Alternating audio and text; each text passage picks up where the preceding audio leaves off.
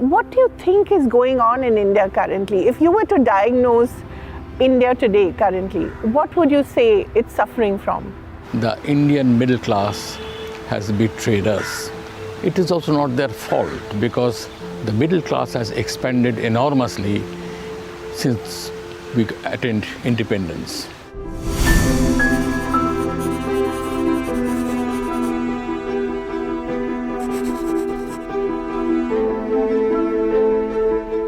Hello and welcome to Edited with Kaveree Bamzai. I have a wonderful guest today, someone who's written at great length, someone who's thought at great length, someone who's given us so much hope over the years, and someone who doesn't make thinking and writing too serious. He doesn't take himself too seriously, and he has taught us irreverence as well.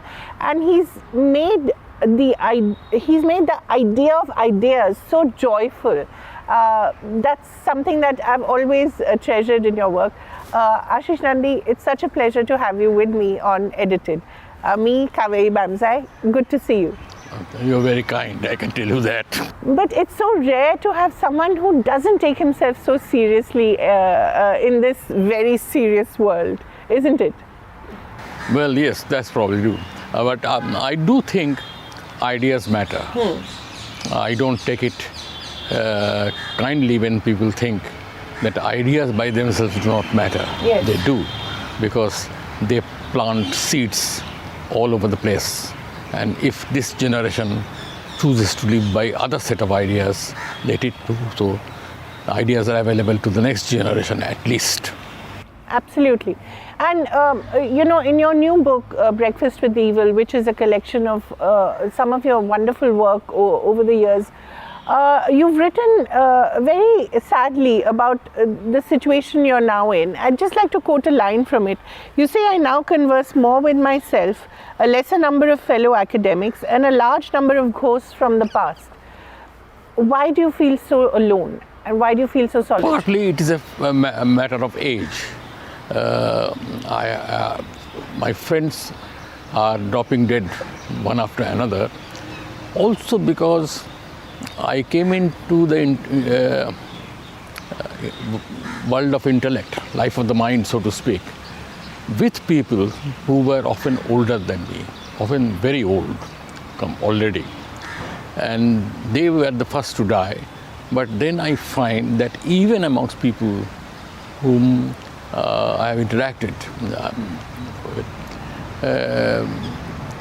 perhaps they lived a life full of more tension and more adjustments which were not to their liking.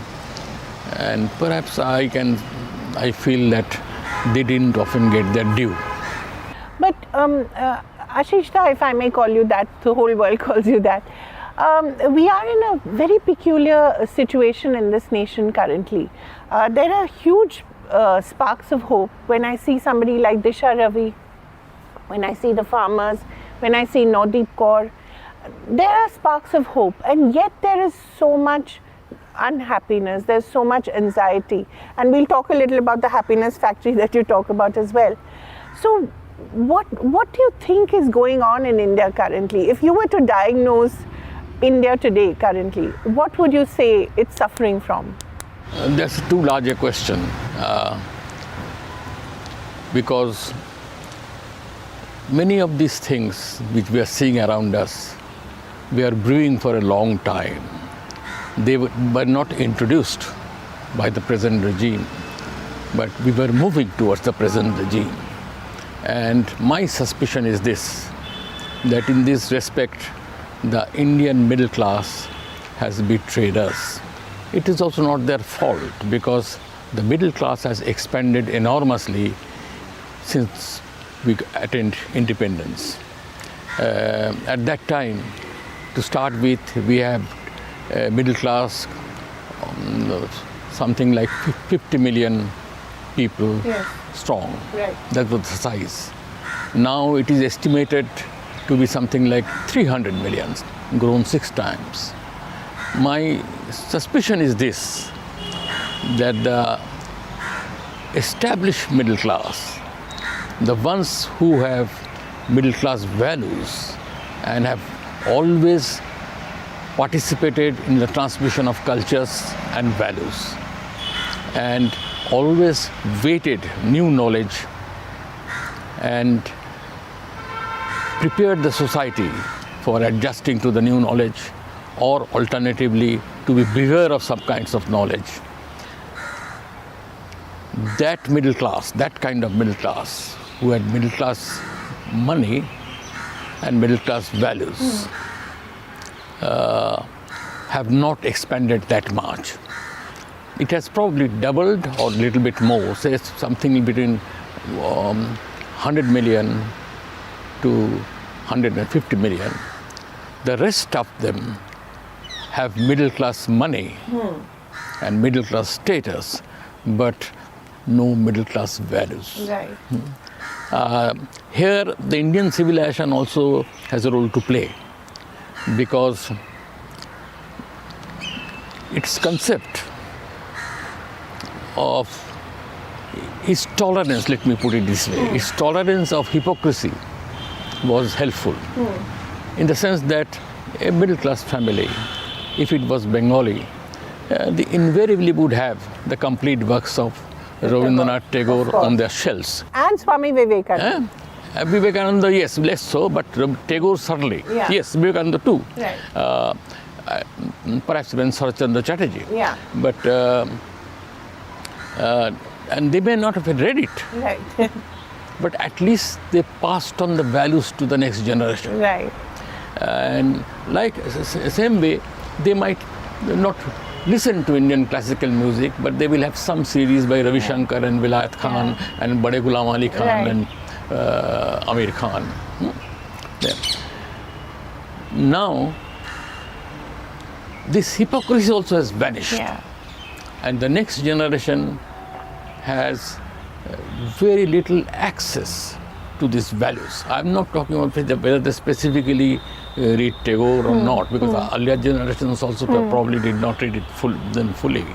Partly they had to read it in the textbooks. Yeah. Otherwise, they might have taken a quick glimpse at some of them, or they might not have heard the classical instrumentalists and vocalists, but they had kept them. What will otherwise people think if you keep only film music on the shelves? Now that kind of hypocrisy also is absent, and we are living in times where the middle class's role as critics of the society and polity, as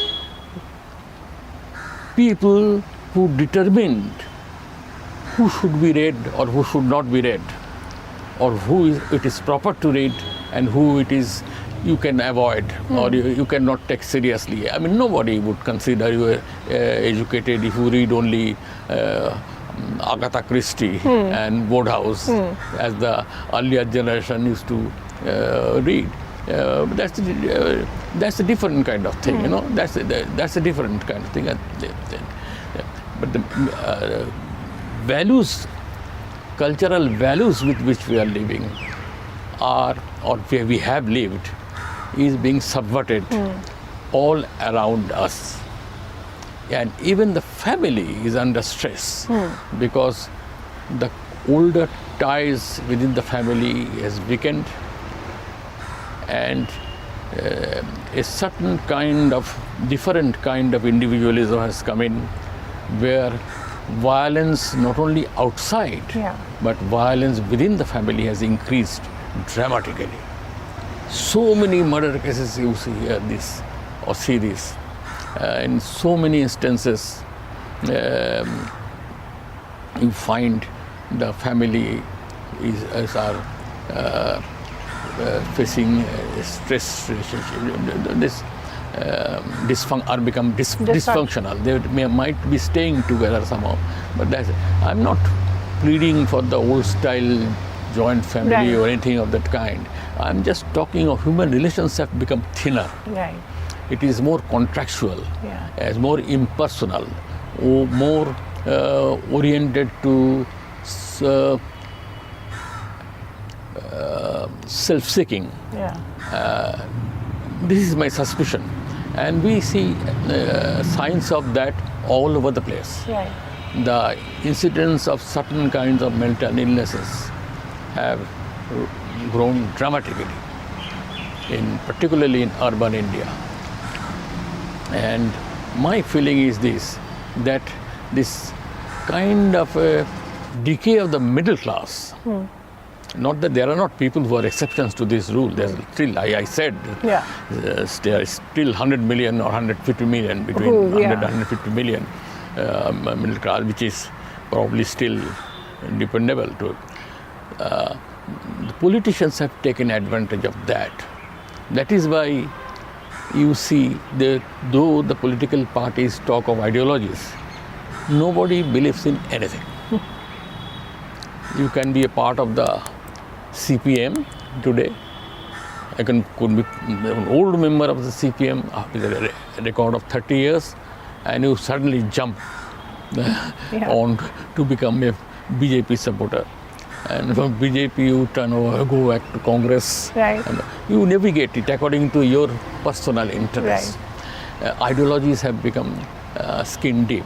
Now, I am not much given to the importance of political ideologies. Political ideologies often are weak. It is an old society. They go by other kinds of things. What looks to us like nepotism and what looks to like a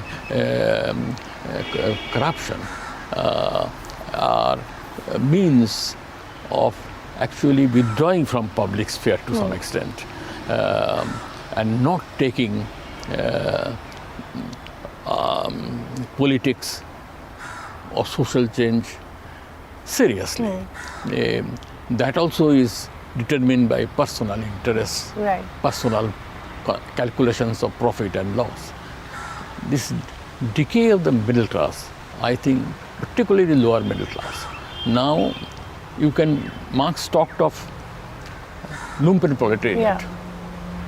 Not being a Marxist, I can safely say that I will use that term now for the middle class also. Middle class has a sizable section of lumpen middle class. Right. You cannot trust it for anything.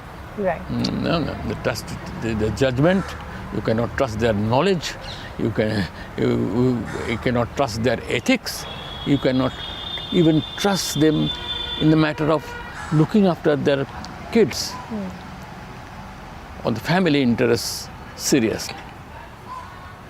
Is also because the 100 million that you talk of, the ones who perhaps still, have those cultural values, they also seceded from India in a way, didn't they? They ceased to be part of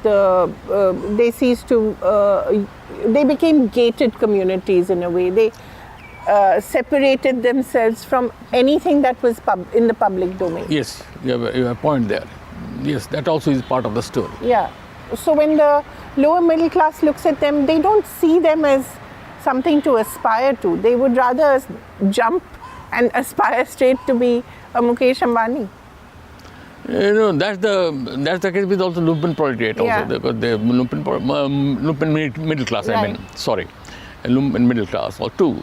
They also dream of becoming Mukesh Ambani and not knowing that there are limits to which the Indian economy can carry. Exactly. There can only so many billionaires. It is that this middle class has lost its touch with the lower rungs of the society. Their ultimate aim is to someday make sure that their children or grandchildren settle down in the United States. Previously, if you lived a good public life and was ethical about it, you dreamt of going to heaven. Now, the dream of going to New York. Yeah. Never mind that it's the pandemic capital of the world. You will still want to go there.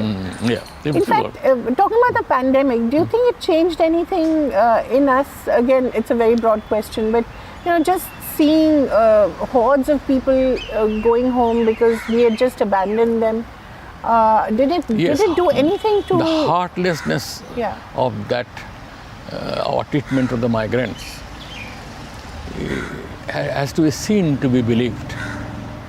Then see this walking anywhere down else in the world. hundreds of miles to go back to their villages. Yeah. That also tells you something. That tells you that not only the heartlessness of the middle classes, our cities have become also heartless. Yes. They are no longer the old style cities with a sense of community and even some certain touch of cosmopolitanism. Now, cosmopolitanism is defined by another set of values. It is not our concept of cosmopolitanism. There is no generosity of heart, and there is no generosity of or tolerance of those who have lost out in the battle of life. Winner takes it all. As you say in one of the pieces, that if you're poor, it's your fault. Yes, It's not that is the the fault other of the major state. charge. Poverty has two kinds of responses earlier. One was this, that if you are poor, you feel that society would take Had care of failed you you, some way. because society had failed you. But you also expect people to take care. Yes. People take care of you, not maybe society, but people.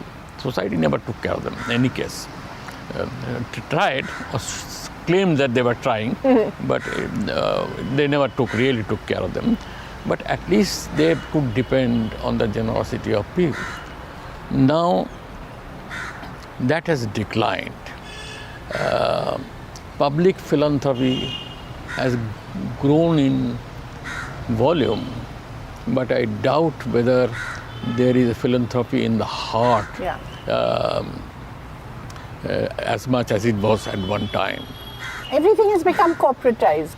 Philanthropy has become CSR, so now it becomes a part of the whole corporate culture. Yes. Yes. So the small acts of philanthropy become these big grand gestures of building toilets that nobody uses. That's right. So that's, in fact, may I just bring you to that point as well, Ashis? The whole idea of, we talk about government control, we talk about government censorship. We don't talk enough about the corporatization of our culture as well.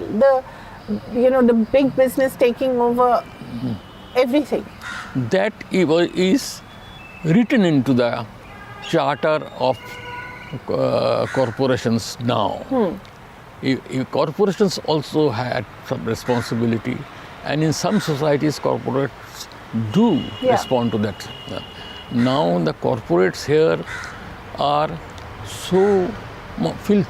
they feel also so much control and so fearful that one critical comment will cost us dear in the world of corporates or two, and it has happened in that fashion in many times.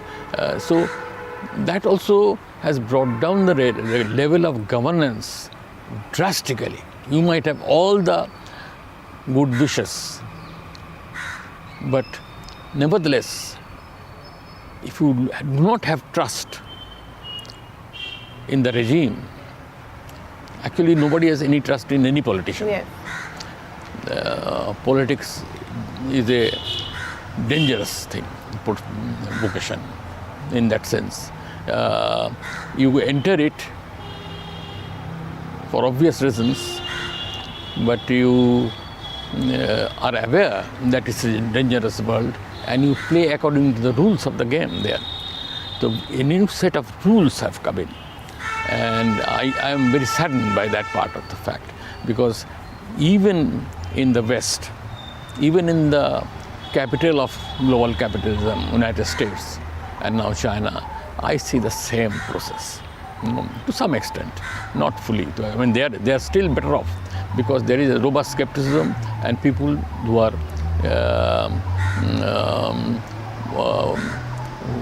critical have the ability to survive in that system.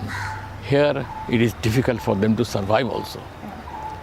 In fact, you talk about this And I must say this, must read from what you've written. Interviews are now invitations to illiterate trolls and semi-literate politicians to gauge crash. I'm not used to weighing my words or being dreadfully self-conscious, even when in public. It has sort of crushed. There's a crushing of the soul, isn't there? Yeah. There's a sense that you are made to feel alone. And there is no place for wit and sarcasm. Yes. In my writings, there is wit Yeah. and sarcasm. But the Jaipur episode, Yes. when I was sued, and that case is still going on open. It's still on. Still on. It's that was 2013. No, 2013. That is still on. Right. But it's kind of a moribund case. But nonetheless, it is on. And that case was, I had said sarcastically that the CPM rule Bengal, there is no corruption whatsoever because they have kept all the lists out of it. Exactly. And that was seen as a pure statement of fact. Right. And there was no difficulty in my colleagues with whom I was discussing it. It was an open discussion. Yeah. They understood perfectly. They smiled and laughed when I said this.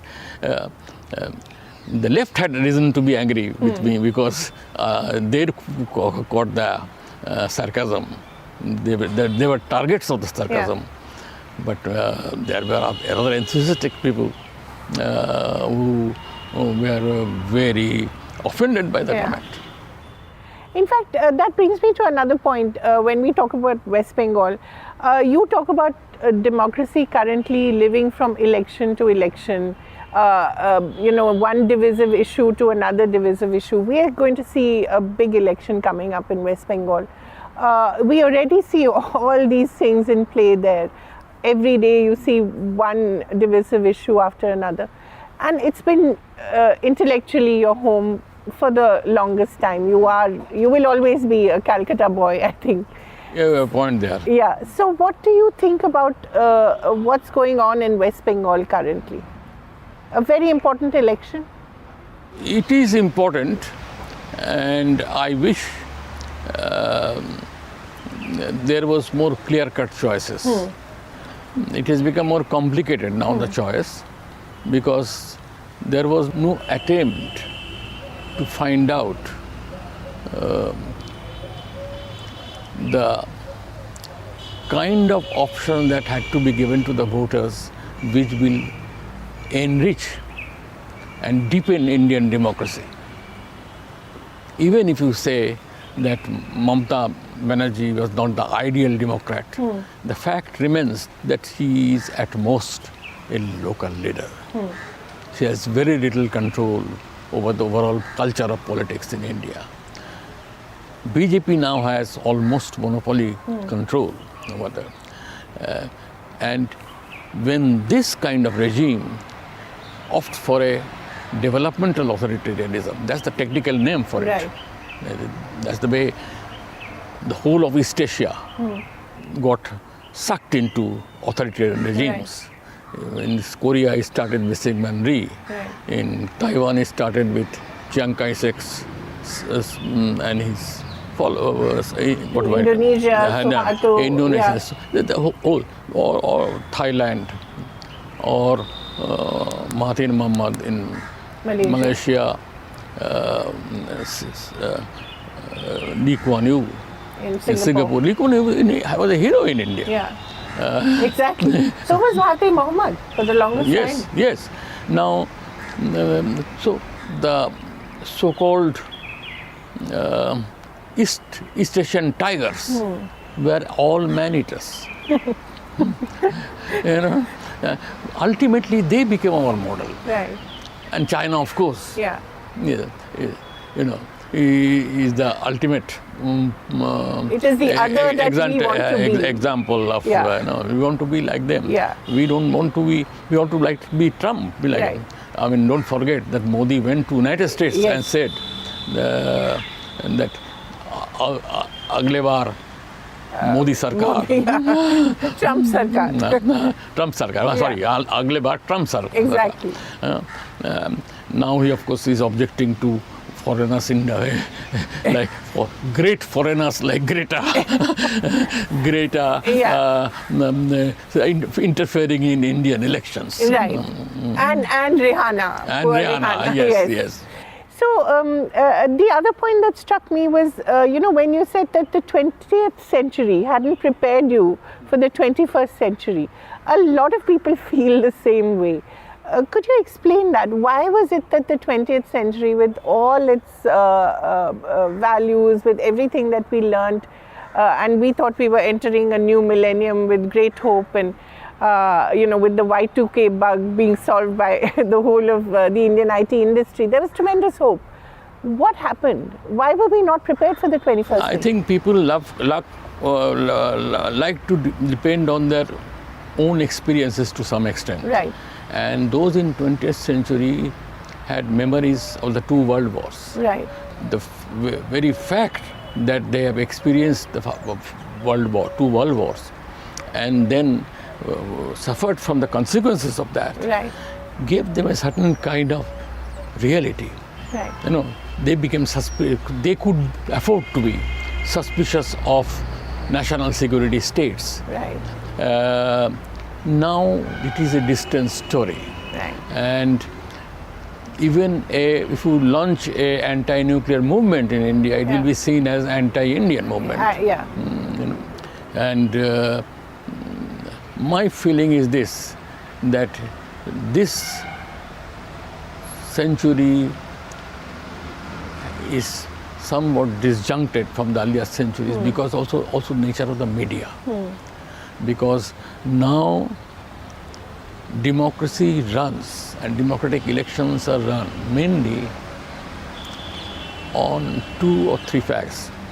That you are known as a democratic country where there are multiple parties contesting for power. Right. The leading party might actually be almost total control of the electoral machine. Right. 90% of the electoral bonds were purchased by BJP. By the BJP. And all the other parties were confined to 10% of the bond. So you are starved of money. You control all the media outlets. And because many of the new media came late in India, people have not had enough time to become skeptical about what they hear on the media. Right. They are not accustomed to evaluating and assessing carefully the messages coming in. Therefore, this whole WhatsApp university. And therefore, then of course there are the organized paid trolls who are always ready to jump on.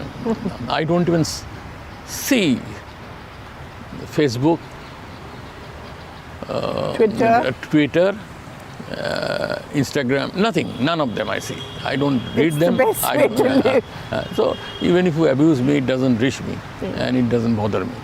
But that's not the way it goes for everyone, because it's you get sucked into it once you respond to it.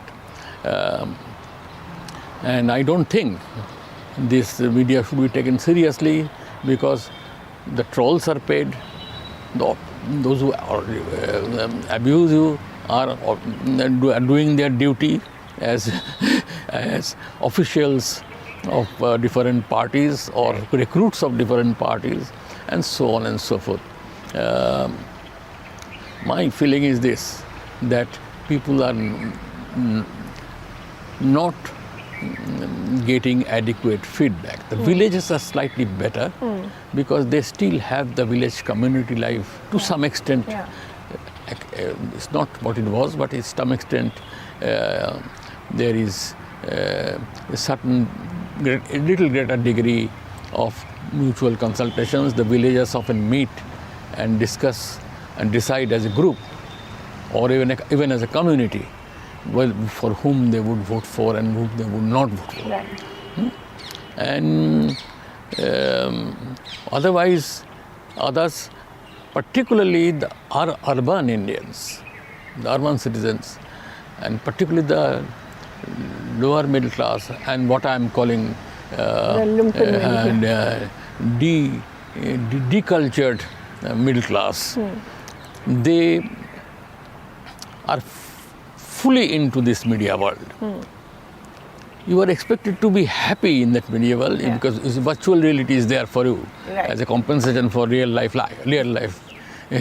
That brings me to the other point you made about this happiness factory, you being forced to be happy, and you don't even know that you're being forced to be happy. That is supposed to be a natural condition. Yeah. So anyone who looks remotely unhappy with the state of affairs, looks anxious or angsty, is immediately looked at with suspicion. Yes, it's dangerous possible.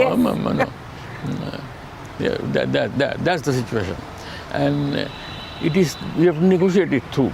My friend Ziauddin Sardar, who is a historian of science and a philosopher of Islam,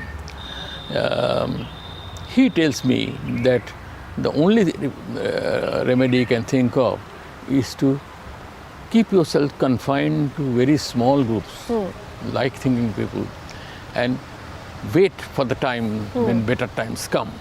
Because even the allegiance of those who are shouting slogans for any particular party are very, very thin.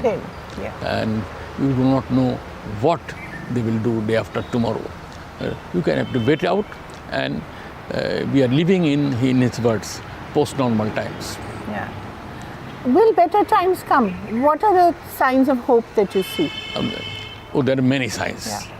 First of all, if you are talking of India, we are blessed by the fact that India is intrinsically enormously diverse. Yeah.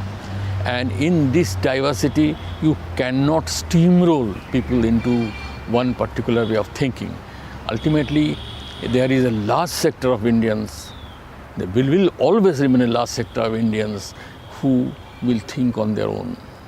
They will be dependent on their judgment, and also have the community backing to give a certain edge to their thinking or their decision. So, though there is an attempt, very clear attempt in the recent times, to turn away or dissuade all mediating factors who mediate between the individual and the state. Now, all Indians, or almost all Indians, not all, stand face to face to the state alone. Yeah. You're up against the brute power of the state. You can be criminalized anytime. Yes. A caste society, at least the caste intervene on your behalf. Right. Whether you are Dalit or whether you are some other caste, at least a caste or clan or sect, they stood up for you. Now even that is diminishing. Right. That is diminishing. So, what are the communities from which you see hope? Do you see hope in students? Do you see hope when you see farmers out in the street?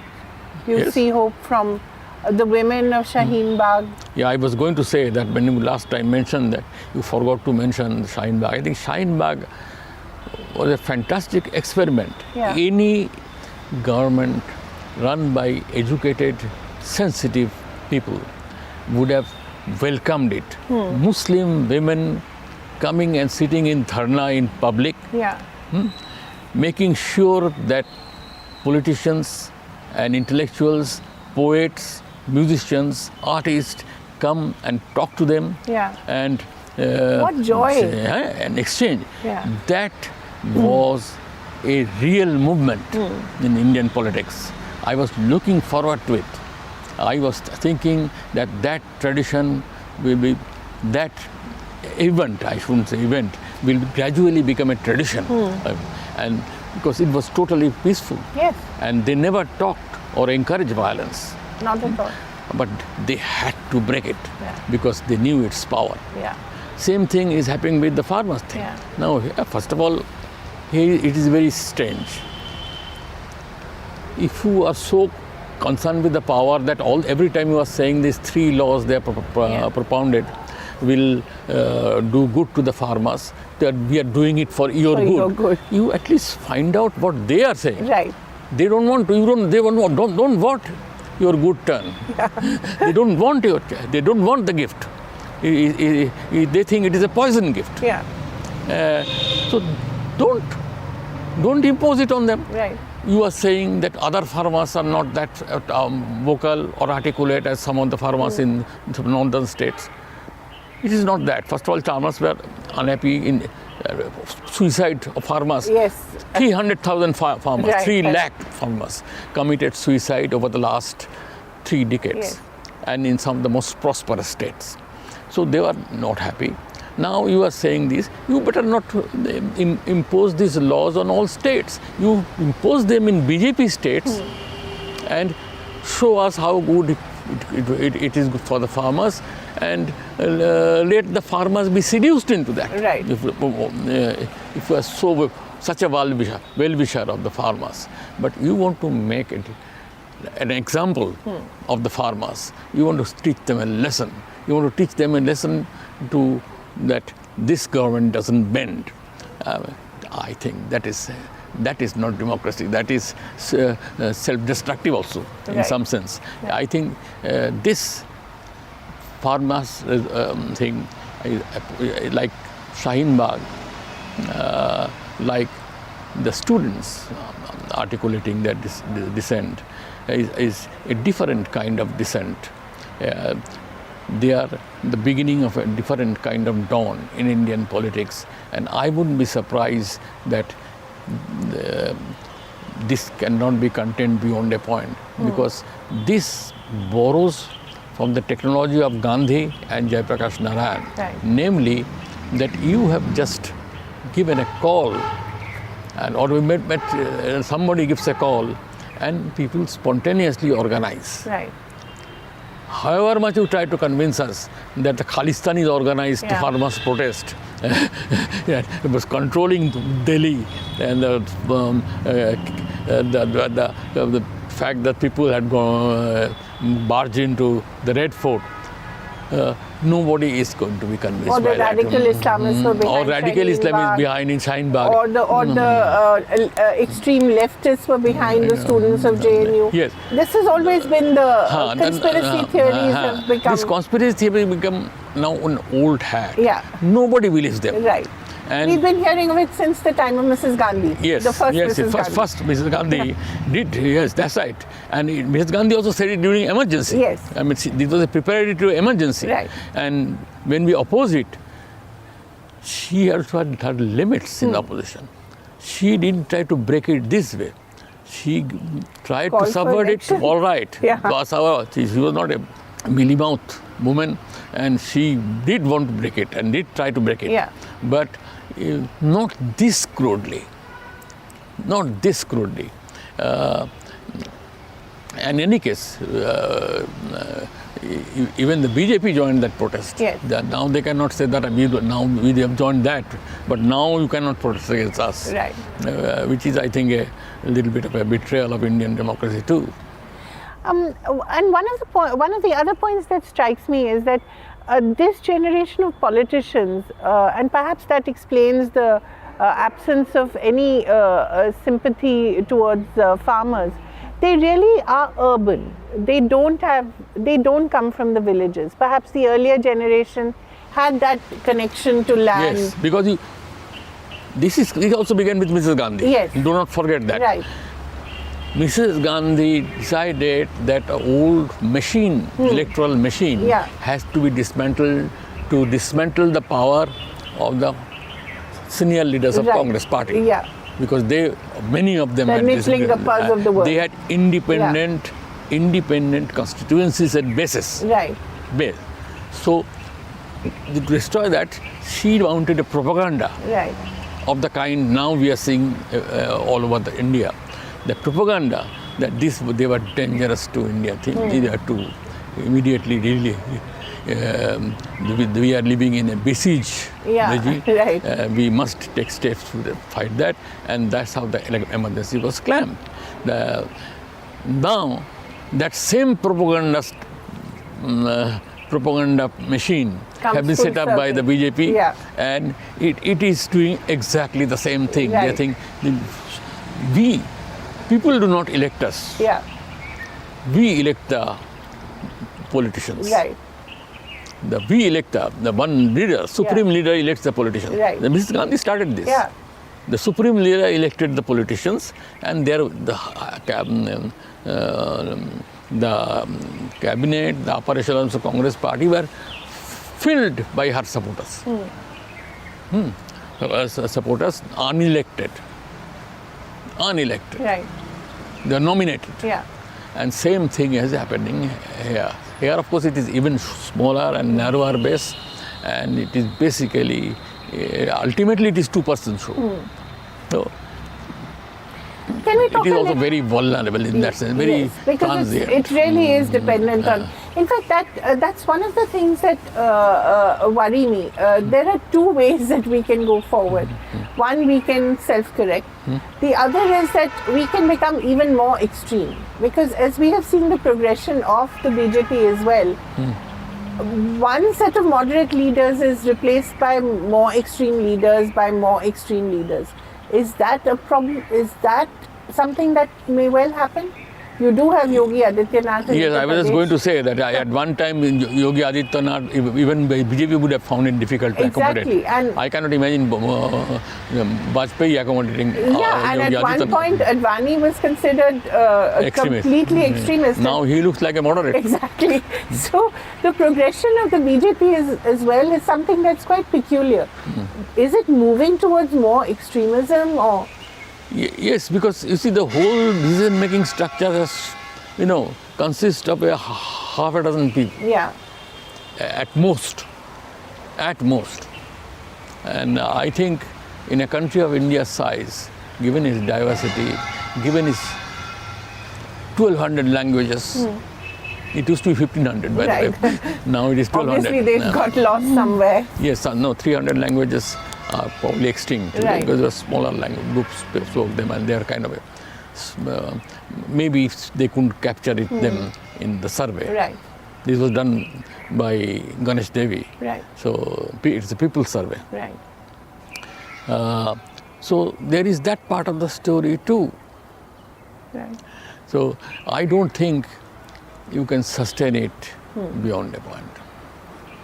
Let's end with a little bit of entertainment. I've always read all your writings on the Mumbai films, especially with great interest. That's one of my passions as well.